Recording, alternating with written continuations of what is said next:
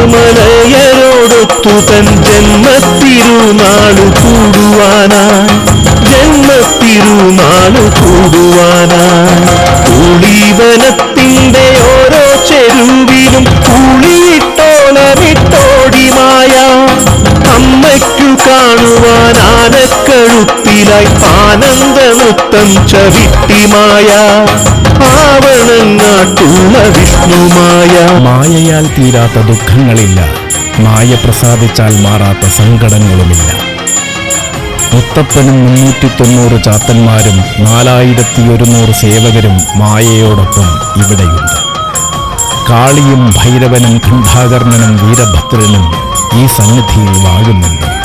അതെ, ഇത് കരിങ്കുട്ടി സ്വാമിയോടും വീരഭദ്രസ്വാമിയോടുമൊപ്പം പൊന്നുണ്ണി വിഷ്ണുമായ വാഴുന്ന പാലക്കാട് ആലത്തൂർ മായാസദനം ശ്രീ വിഷ്ണുമായ കുട്ടിച്ചാത്തൻ സ്വാമി ക്ഷേത്രം.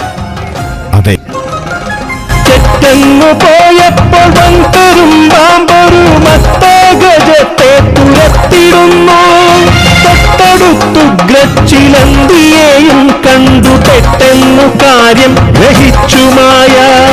വാപരനെന്നും കടൂരവനെന്നുള്ള ഭൂതഗണങ്ങളൊരു ദിനത്തിൽ പാർവതി ദേവി ശപിച്ചു ജന്തുക്കളായി ഊഴിയിൽ വന്നു പിറന്നതത്രേ. മായയുടെ സന്നിധിയിലേക്ക് വന്നു ചേരും.